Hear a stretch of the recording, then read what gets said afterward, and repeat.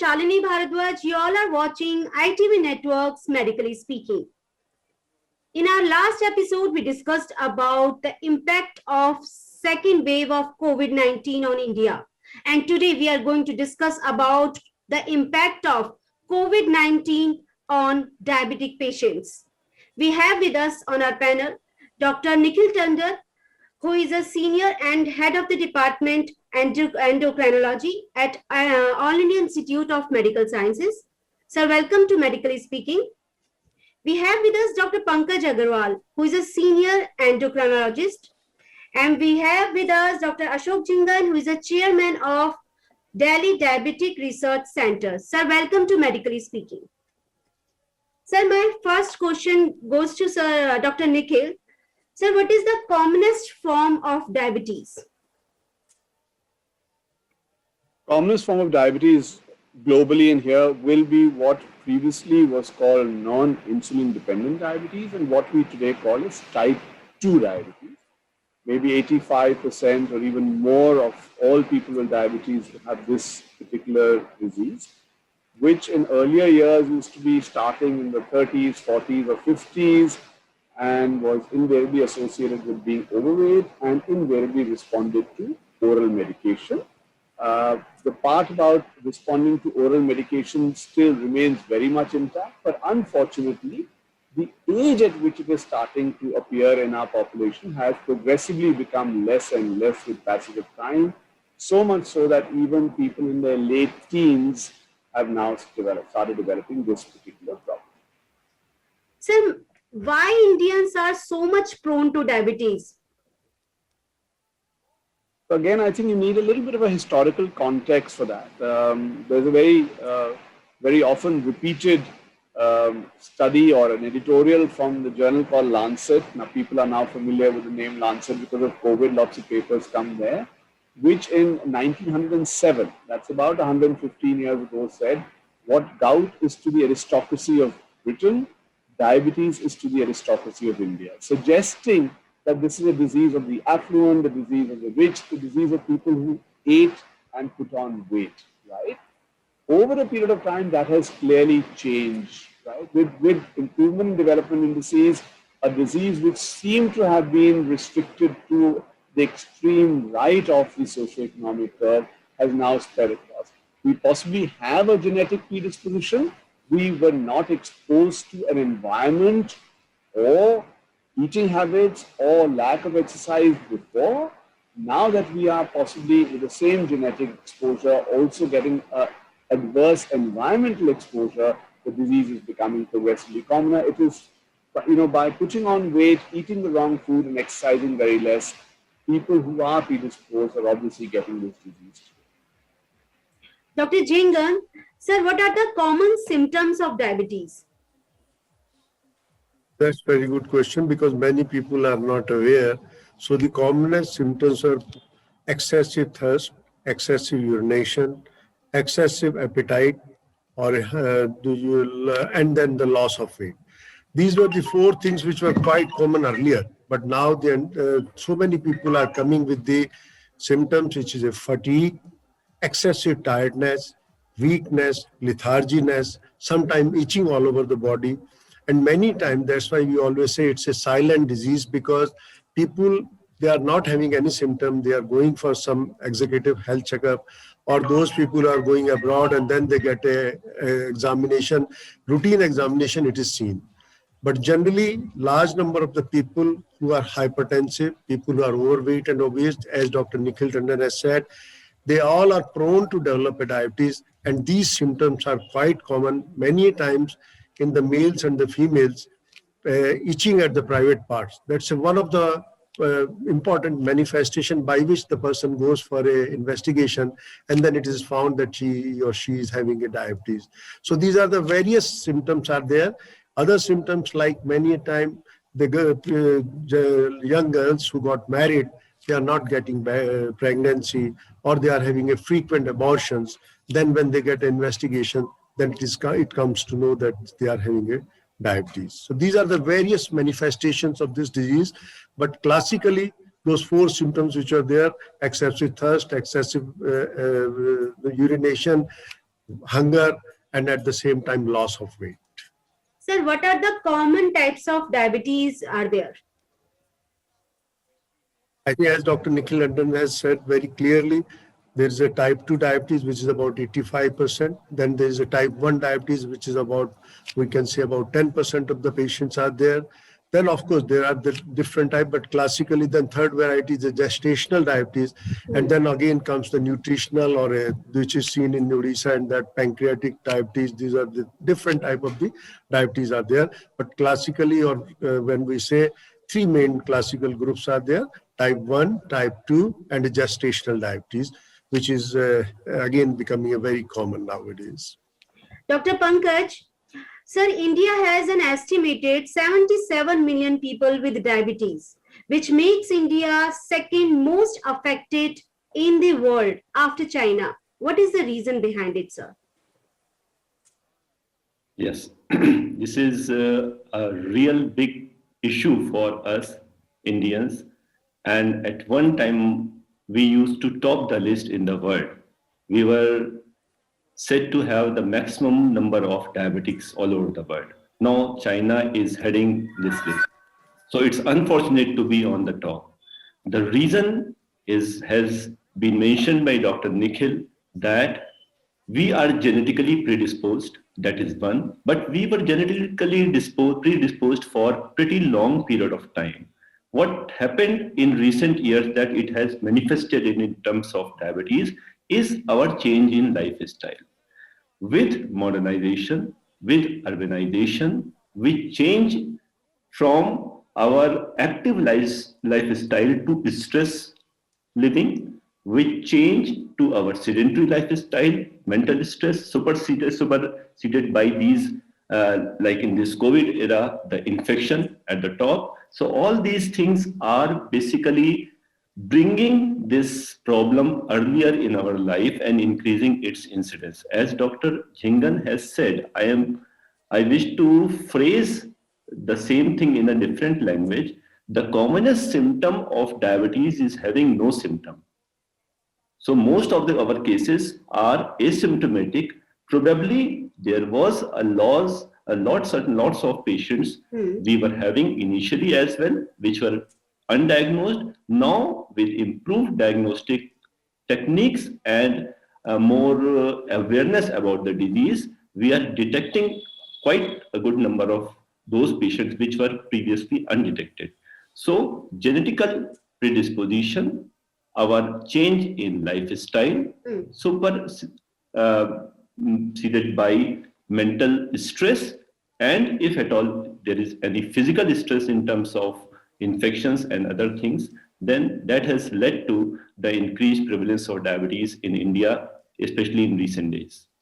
So can COVID-19 cause diabetes? COVID-19 cannot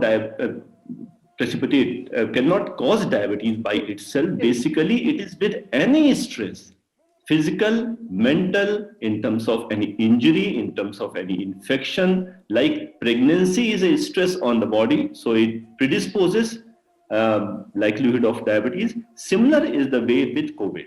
So COVID infection may precipitate diabetes in predisposed individuals who are already having some increased chances of having diabetes.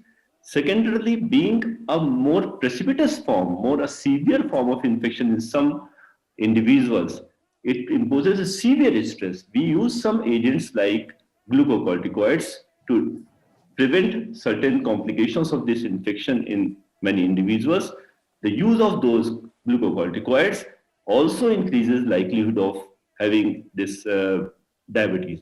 So basically, COVID doesn't lead to diabetes. It is the stress caused by COVID infection and use of some medicines to prevent its complication that leads to diabetes in many of such patients. Dr. Nikhil, sir, how it has affected diabetic patients, COVID-19 pandemic, how it has affected COVID-19 patients?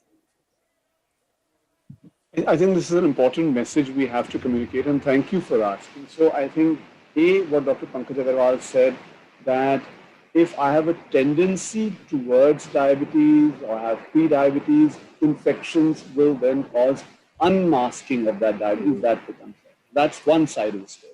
The other side of the story, which is equally important, is supposing a person with diabetes develops COVID infection, what do we need to be worried about? We need to be worried that a person with diabetes who gets COVID is much more likely to have serious disease, is much more likely to require hospitalization, is much more likely to require intensive care, and unfortunately is also much more likely to die as a result of COVID, as opposed to a peer who does not have diabetes. So that's the first thing. The second thing, a person who has diabetes on exposure to certain drugs, which are now an essential part of the treatment of COVID, will also have worsening of their sugars. As a result of that, they will need much more aggressive management of diabetes. The third thing also is there are now two categories of people who need to understand. Those who we already knew who had COVID, right? And then they developed, people who we knew had diabetes and then they developed COVID. So we are a little warned and we can take appropriate measures, right? But there are also that group of people which Dr. Pankaj mentioned that they never knew they had diabetes. But during evaluation for COVID or during the treatment, it was recognized that they actually do have diabetes, which they did not know about.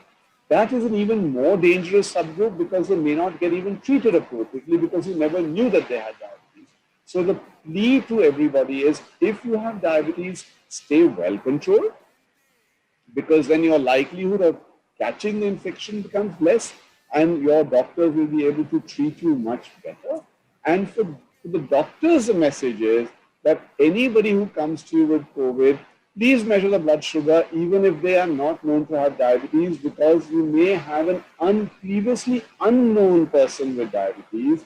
Okay. And if you catch them at the very beginning, you can be more aggressive in the way you manage their COVID and also aggressively manage their diabetes. So the message is for people known to have diabetes and the doctors who treat COVID. Both of them need to understand these principles, and that will help us in this fight against COVID. Dr. Jhingan, sir, what are the latest treatments which are available for the treatment of diabetes?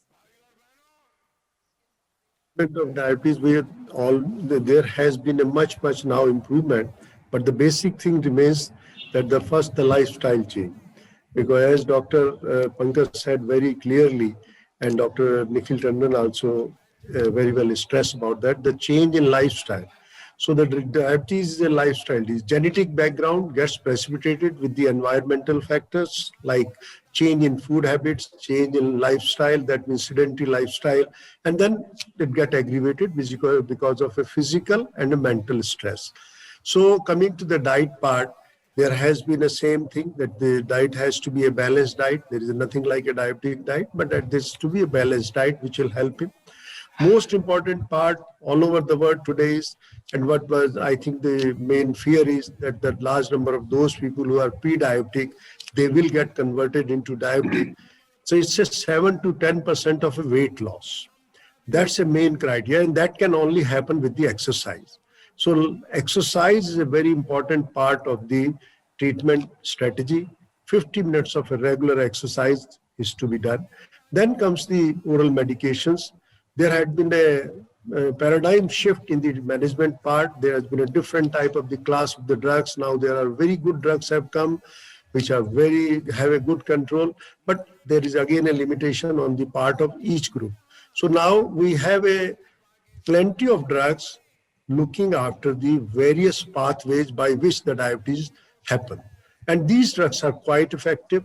And once these drugs also, with all these things, if we are not able to get our target levels of HbA1c to 7%, that means we have to now try to the insulin. And again, in the insulin category, I think Dr. Pankaj as well as the Dr. Nikhil will agree. Now we have all those latest analogs are there, very good available insulins are there, which helps in a very good control of a diabetes. So the thing is that we move gradually from a diet, from a exercise, medication, and going on to the insulin part. And then there are different type of the regimes are there by which today we are in a position That why we can keep the blood sugar levels around 7% HbA1c. And why this is all happening and why everybody is concerned is that to prevent the complications, because more is the HbA1c, there are more chances of complications of diabetes. So this is a concern for everybody, that with these latest available medications which are available now and the insulins, we can keep the blood sugar under control. Dr. Pankaj, sir, how gene therapy can be useful for diabetes? Are we doing in India gene therapies? This is still in investigational phase. So therapy is very promising, no doubt. The problem lies with type 2 diabetes is that there is no single gene which is leading to development of type 2 diabetes, which happens in adults, which is happening in around 85% of cases of diabetes. So for type 2 diabetes, for the major chunk of diabetic individuals, there is no single cause which is leading to diabetes. There is no single gene which is leading to diabetes. So by intervening with one gene only, we cannot cure it. So type 2 diabetes gene therapy is dur ki kauri. Okay. It's a far thing to happen. But for type 1 diabetics, yes, there are certain things which are promising, not exactly in terms of gene therapy, but otherwise the damage which is being inflicted in some target areas in type 1 diabetes, those can be prevented to a large extent by some interventions, by interfering with the immune mechanism of the body. It can be changed by pancreatic beta cell transplantation or stem cell therapy. So those things which are possible rather than directly going for gene therapy, especially in type 1 diabetes, and stem cell therapy probably may come up in future with type 2 diabetics as well. So those things are more promising than directly going for gene therapy. Dr. Nikhil, so do we have some kind of permanent solution for diabetes? Because if somebody gets diabetes, he or she thinks that why can't we treat, and because the treatment which is available, that is long life treatment. I think you have to understand, I think those are important principles which people have to understand. Doctors have to understand and the patients have to understand that there are two broad categories of disorders. The communicable diseases, the infections, which are amenable to cure, and the non-communicable diseases, which by and large, except for certain cancers, which can be eradicated with surgery or with appropriate other therapy, are not cured but controlled. Right? And I think we have to understand that the way treatment is done for one category versus the other category is different. The aggression which needs to be done is different. One is running a 100-meter race and trying to finish everything off. Somebody has an episode of pneumonia, you treat, you cure. That's it. COVID, you treat, they become RT-PCR negative. That's cure. They possibly had diabetes before they got COVID. They had diabetes during the time they had COVID. They will continue to have diabetes after they have COVID. So the mental approach to this has to be very different. We are trying to control these disorders, whether it's blood pressure, whether it's heart disease, whether it's diabetes. These are for control and not cure, with our available understanding of what is responsible for them and our available medication. I think Dr. Pankaj also told you that we're not even thinking of things like gene therapy definitely in type 2 diabetes. It's possibly a polygenic disorder. Same goes for actually type 1 diabetes. So I think patients have to understand that if there will be a cure, the doctors will definitely tell them that there is a cure. And they will do that. Till such time that the doctors have not told them there's a cure, they have to understand that they have to do, with the assistance of the doctors, their very, very best to control this. So the mindset has to be changed. It's not an acute, finite care. It is a chronic care disorder. And we have to manage and pace ourselves accordingly and treat ourselves accordingly. And that you have to reconcile to that with our available understanding. As I said, if things change tomorrow, a cure comes to these disorders, I guarantee you that the doctor will be the first one to tell the patient, we have a cure. True, sir. Dr. Pankaj, sir, if diabetes is not treated timely, then how much chronic it can be? Yes, the problem of diabetes, the brunt of diabetes, the significance of diabetes lies in the complications which are produced because of it. If somebody is having, like Dr. Lingan has said, that most of the patients, they don't have any symptom, they are detected Asymptomatic. incidentally during their routine checkups. So if a patient comes with a sugar of say 500 and having no symptom, so 500 sugar is not going to kill that patient. It is the complication, it is the impact of that 500 sugar which is kept there for a long period of time on our body systems, which kills us, which matters us in terms of our morbidity, the symptoms, the complications which are produced because of that. So blood glucose going to 500 level, living there for 1, 2, 3, 4, 5 days is not a problem. But a glucose level of even 200, living there for an year is definitely is more injurious. It will create more impact on the body. It will affect many of body systems and it will be a problem forever. And once anything happens, once a target organ is damaged, anything in the body is damaged, the God has not provided us with any stepney.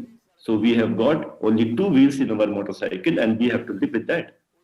So each and every organ is unique and once damaged, it can't be repaired. So we have to maintain glucose level in its normal limit throughout the life to protect those organs, and the symptoms or the features associated with these organ involvements are unique with their own setup.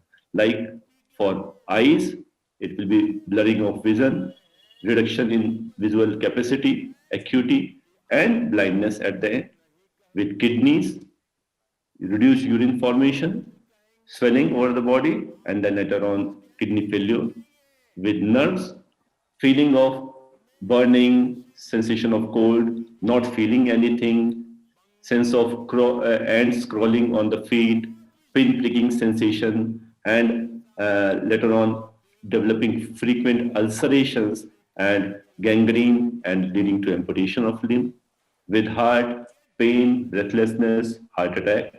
With brain, stroke, paralysis, and all these things may happen. But they happen because of continuously raised glucose levels, which needs to be tackled in its earlier stages. Once it affects an organ of the body, nothing will change, nothing will cure, as Dr. Nikhil has said. It won't lead to cure of that problem as well. Even if you lower down, even if you normalize glucose levels thereafter, once destroyed, it will be destroyed forever. So our duty is to treat diabetes, to control diabetes, to prevent these target organ damage, which may happen in future. Dr. Chingan, sir, please give 5 tips to manage diabetes. First thing is that they do regular exercise, 50 minutes of regular exercise to control the stress, meditation and yoga.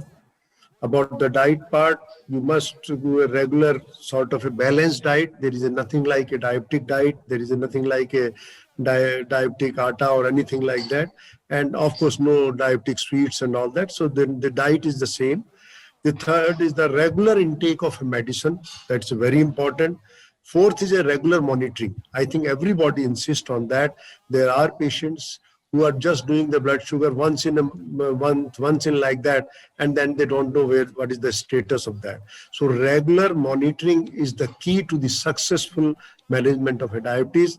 And fourth, and the last but not the least, is adhere to the treatment. Adherence to the treatment, not change your treatment as per the saying of the other persons. That the regular treatment will make you absolutely under control. And as Dr. Pankaj has said, and we all agree to that, prevention of a complication is the most important, because that's the biggest, that will be burden to the people today. As such, the expenses for the treatment, but once the complications are developed, then it's a very expensive phenomena. So, right, the person who know about his diabetes, he can live longest. That's the main thing. Awareness and education is the cornerstone of the treatment of diabetes. That's a very important aspect. Dr. Nikhil, sir, people still are not that much aware. What message you would like to give? I think let me go back to a statement which Dr. Pankaj said, that the most common symptom of diabetes is a lack of symptoms. And so I think the message has to be, and I must applaud the government of India for this, the message has to be that after a certain age, people should periodically get tested for diabetes or blood pressure, right? Because especially in type 2 diabetes, you can end up with a situation that somebody may have had diabetes for a long time without symptoms and reach medical attention only after they have developed a complication, which is the worst thing that can happen, because then the doctor will say, you already have a complication, we are unable now to rectify that. So the first message is periodic, once a year, once in a couple of years, you must get your sugars checked, you must get your blood pressure checked, so that you are identified early and your treatment starts. Secondly is the awareness, if your parent has diabetes, both parents have diabetes, some uncle or auntie has diabetes, it means that there is a problem in the family. So they should actually get themselves checked even more frequently, because the likelihood of them having diabetes obviously is more than another family who doesn't have diabetes. Thirdly, women who get gestational diabetes, let me say that again. Women who get pregnant must get checked for gestational diabetes. You know, it is mandatory, but it's not done very often. And any woman who is found to have gestational diabetes not only needs to be treated during pregnancy, but has to be followed up after delivery also, because these women are at a much higher risk of developing diabetes later on in life and still at a very young age. So I think the message has to be, you need, because it's an asymptomatic disorder or can be asymptomatic in a significant proportion, you need screening. You need screening, and you need to incorporate healthy lifestyle right from childhood. You know, it's very difficult if you are in the business of having fried food, puri paratha, that at 40 years of age or 50 years of age, to change your dietary habits is very, very, very difficult. That's important, sir. Bring healthy habits, regular exercise from the very beginning, good habits for eating from the very beginning, so that you don't encounter this. A, you are much more likely, even if you are predisposed, you are much more likely to postpone the development of diabetes, and B, you will be able to handle it that much easier. So, and as Dr. Jhingan said, it's not like diabetic diet, heart diet, blood pressure diet. There is a good, healthy, balanced diet, good, regular physical activity. These should be part and parcel of our living from day one, and not only after we develop a disease. Thank you so much, sir. Thank you, Dr. Pankaj. Thank you, Dr. Nikhil, Dr. Jhingan, for sharing such a important information with Medically Speaking. Thank you so much, sir.